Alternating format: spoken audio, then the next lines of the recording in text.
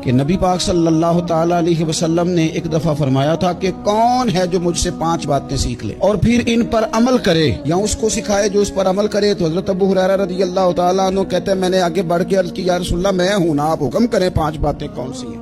اللہ کے پیارے رسول صلی اللہ تعالیٰ علیہ وسلم نے فرمایا اللہ تعالیٰ کی حرام کردہ چیزوں سے بچ جاؤ، سب سے بڑے عبادت گزار بن جاؤ گے. پھر نبی پاک صلی اللہ تعالیٰ علیہ وسلم نے دوسری بات ارشاد فرمایا اللہ تعالیٰ کی تقسیم پہ راضی ہو جاؤ، سب سے بڑے غنی بن جاؤ گے.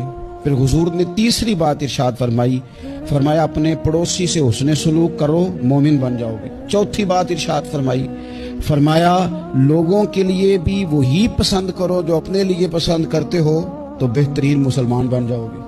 پھر حضور سید عالم صلی اللہ تعالیٰ علیہ وسلم نے 5ویں اور آخری بات ارشاد فرمایا زیادہ ہنسا نہ کرو، زیادہ ہنسنے سے دل مردہ ہو جاتا ہے.